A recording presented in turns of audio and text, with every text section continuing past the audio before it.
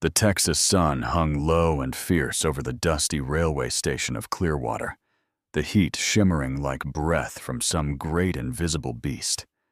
Folks stood scattered across the platform, fanning themselves, kicking at the dirt, waiting for the 3:15 from Kansas City. But Jackson Wade wasn't waiting for freight or visitors. He was waiting for a wife he had never met. That thought alone was enough to twist his stomach tighter than a roped steer. At 32, Jackson had lived more years in the saddle than in any house. His hands were worn from branding irons and rope burns. His boots were packed with trail dust from 100 cattle drives. He'd built his small ranch 5 miles north of Clearwater with his own sweat and stubbornness. It wasn't much, but it was honest. All it lacked, according to every neighbor and church-going woman in town, was a wife. "You need a quiet lady, Jackson," Mrs. Harriet had insisted last Sunday. "A gentle, modest girl who'll keep your home clean and your life peaceful." That word echoed in his head as he stood on the platform. Maybe that was why he'd agreed when his cousin Martha wrote from back east about a proper young woman who needed a good marriage. Eleanor Prescott, educated, polite, modest, excellent with needlework, and known for her calm behavior. A quiet wife. That was exactly what he wanted. Or so he thought. The train whistle pierced the air, a long, sharp cry that made Jackson straighten. Black smoke rolled along the sky as the engine thundered into view. Metal screeched. Steam hissed. The town came alive as passengers stepped down. Businessmen in city suits, families herding children, saloon girls swinging skirts. Then he saw her. She stepped onto the platform with a grace that made the cracked boards look like polished ballroom floors.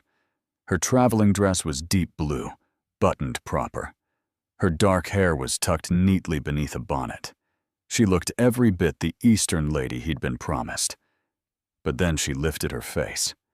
Green eyes, sharp, alive, untamed, swept across the crowd. When those eyes landed on him, Jackson felt something hit him harder than any bucking bronc ever had. This wasn't a quiet woman.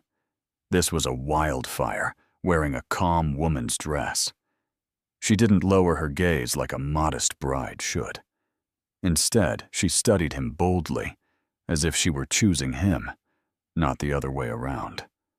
The corner of her mouth curved, half smile, half challenge.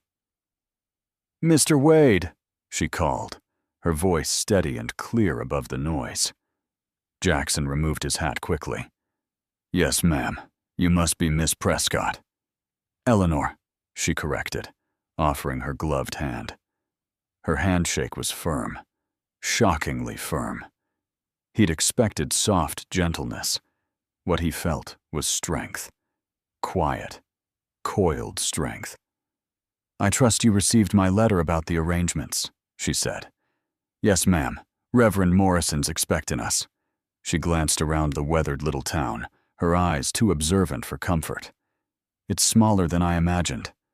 "It's growing," Jackson said, a bit defensive. "Got a new schoolhouse, and Doc Henley set up a proper office." Her eyebrow lifted. Was that sarcasm or curiosity? He couldn't tell. She had the kind of face that hid more than it showed. "Shall we collect my trunk?" she asked. "I assume you're eager to complete the formalities." Formalities.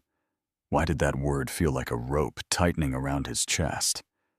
Tom Brennan hauled her single trunk, surprisingly light for a lady from the East, onto the wagon. Eleanor watched everything. The saloon, the cowboys, the women whispering behind fans.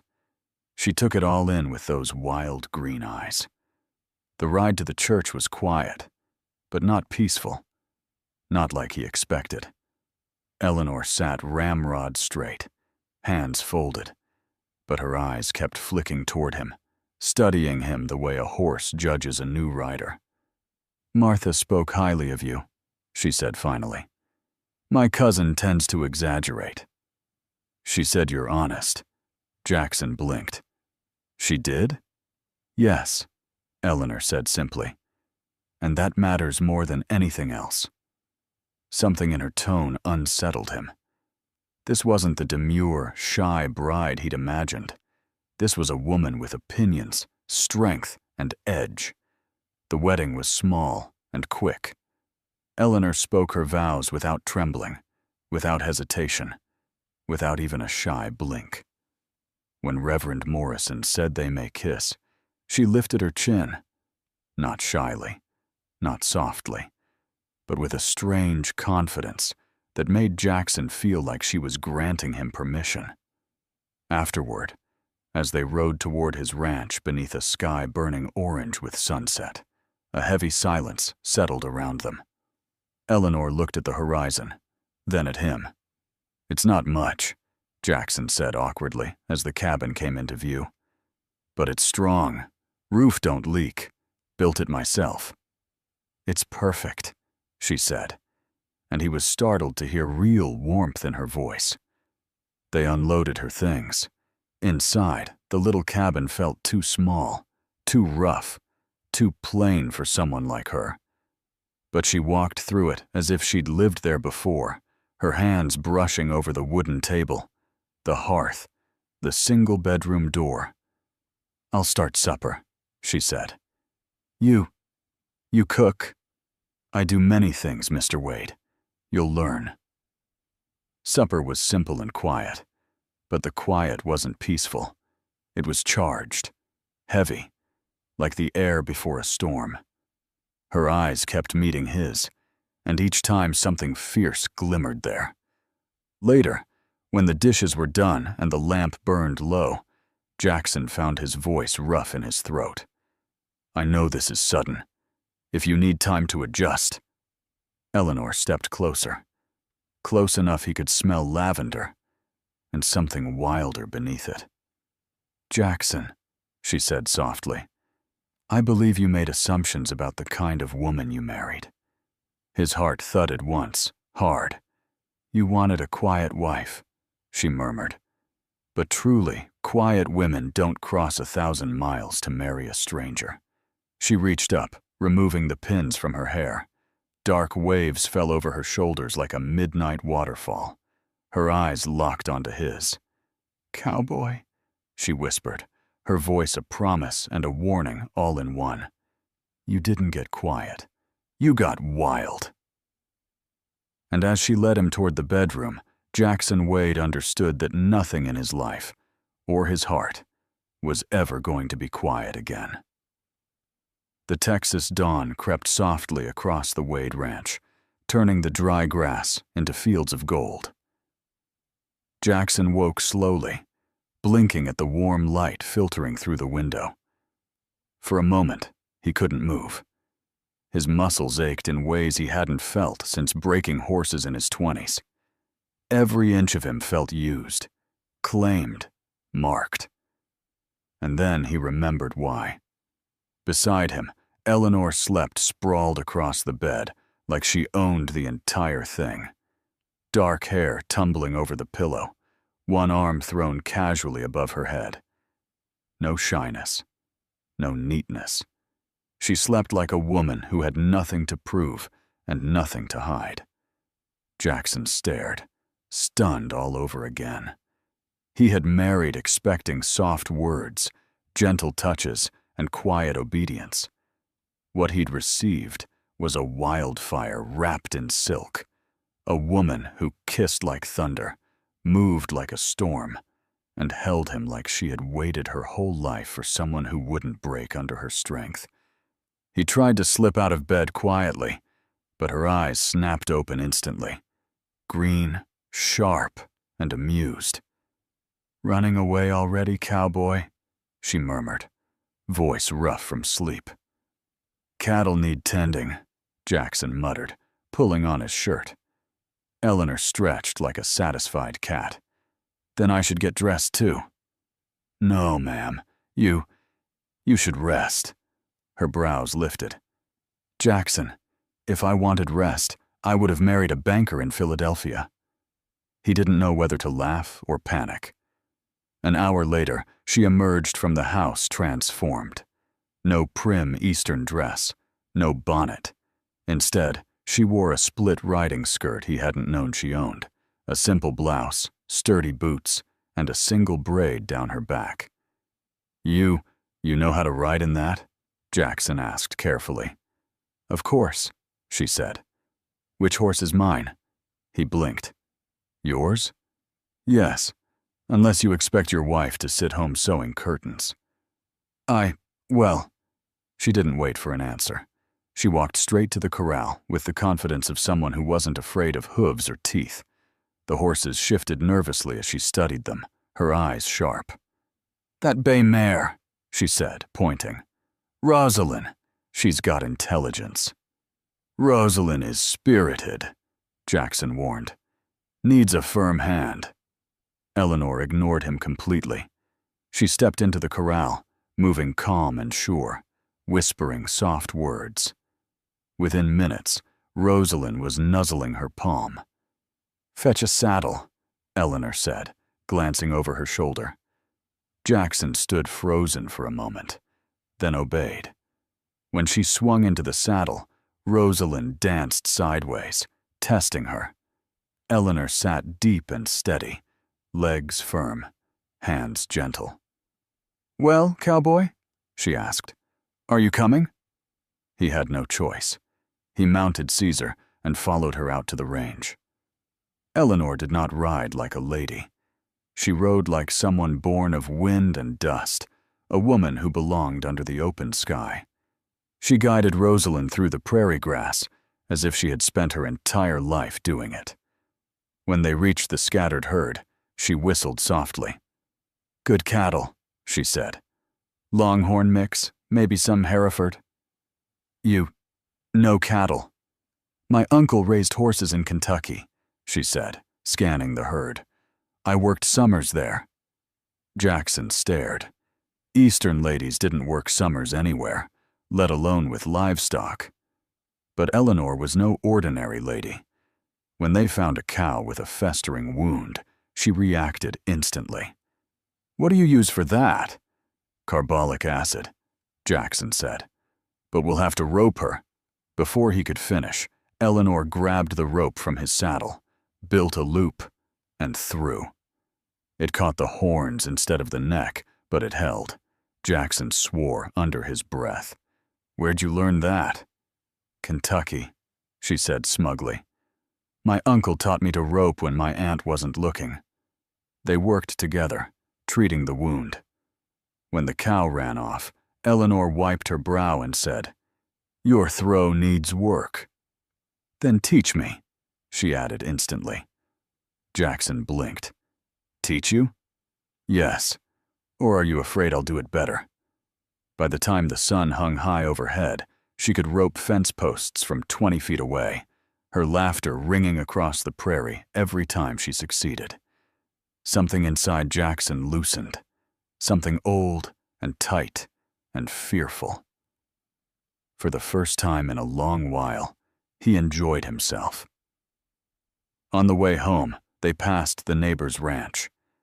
Mary Hendricks stood hanging laundry, her 3 children playing nearby. Her expression soured the moment she saw Eleanor astride. "Morning, Mary," Jackson called. "Jackson," she replied coldly. Her eyes flicked over Eleanor with disapproval sharp as barbed wire. "Mrs. Wade." "Please call me Eleanor," she said warmly. "It is improper for a woman dressed like that," Mary sniffed. "You'll understand once you have children."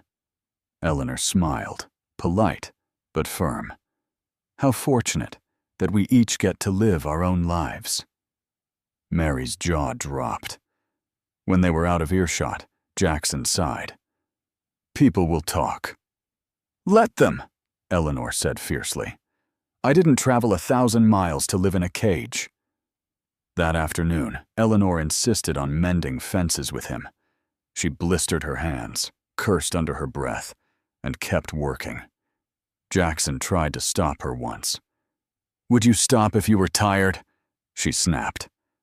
He didn't have an answer. That night, she didn't come to bed right away. Jackson lay awake, staring at the ceiling, feeling the shift between them. A tension, a question, an invisible line neither wanted to cross wrong. When she finally joined him, she lay on her side, quiet. "I can't be the woman they want," she said softly. "I've tried. It's like wearing shoes that don't fit." Jackson turned to face her. "I know," he said. "Reckon I knew it the minute you stepped off that train." She reached for his hand in the dark. "So where does that leave us?" she whispered. "I don't know," he said honestly. "But we'll work it out. Together." She moved into his arms, and he held her as the coyotes sang. The prairie wind brushed the house, and something new, fragile, and powerful grew between them. Something like love, something like freedom, something like fate. Spring sunlight washed across the Wade Ranch as life settled into a rhythm neither Jackson nor Eleanor could have predicted. Ranch work, shared meals, stubborn disagreements, and nights so full of fire they left Jackson stunned at how deeply a single woman could change a man's world. But the West had its own ideas about peace. It started with a whisper of drought, creek running low, grass turning brittle. By July, the land was dying under a sky so blue it felt cruel. Every morning, Jackson and Eleanor hauled water from the river, their wagon creaking under heavy barrels. Eleanor worked without complaint, sweat running down her neck, her braids sticking to her back. "You don't have to do this," Jackson said for the 100th time. "I'm your wife," she answered. "Not your shadow." The heat grew worse. They lost calves. A cow collapsed one morning and never rose. Jackson found Eleanor beside it, tears cutting through the dust on her cheeks. "This land is harder than I imagined," she whispered. "You can go back east if you want," he said quietly, though the words nearly broke him. Her head snapped up. "Is that what you want?" "No," he said instantly. "God, no." "Then don't tell me to leave," she said fiercely. "I chose this. I choose you." That night, they sat together by the dying creek, her head on his shoulder, the sky burning orange and purple. The drought had stolen much, but not this.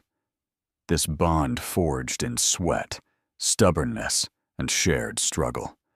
The drought finally broke with a storm so fierce it shook the windows. They ran outside laughing, arms open to the rain as if embracing salvation itself. But their relief didn't last long. Clearwater had become a hunting ground for a rustler named Jake Morrison and his gang, 6 hardened riders who liked stealing cattle and threatening ranch families who stood in their way. Trouble rode toward the Wade Ranch one dusky evening, dust clouds rising behind the outlaws. "Eleanor," Jackson murmured, "take cover." "No," she said, already grabbing the Winchester rifle. "This is our home. I won't hide." Jackson placed Hope, their infant daughter, sleeping peacefully, in a cradle near the back wall, praying she'd stay quiet. Morrison halted his horse, sneering. "Evening, folks. We're collecting donations tonight." "You're not getting a thing," Jackson said. "Oh, I think I will," Morrison replied. "Be a shame if something happened to that pretty wife or your little one." Eleanor's voice cut through the air, sharp as a blade. "Mr. Morrison, I've got a rifle aimed at your skull, and my husband has another aimed at your friend. You take one more step, and you'll leave here in a pine box." The outlaws froze. Morrison laughed nervously. "You got sand, lady, but you're outnumbered." "3," came a voice. Tom Bennett stepping from behind the barn. "4," said Will Patterson from the fence line. shotgun ready. The gang retreated under the pointed silence of 4 loaded guns, but they would be back, and worse. 2 nights later, Jackson woke to the smell of smoke. Flames devoured the barn, crackling, roaring, lighting the sky red. Together, they fought to free horses and cattle, coughing in the heat, while hope wailed from inside. By dawn, the barn was gone.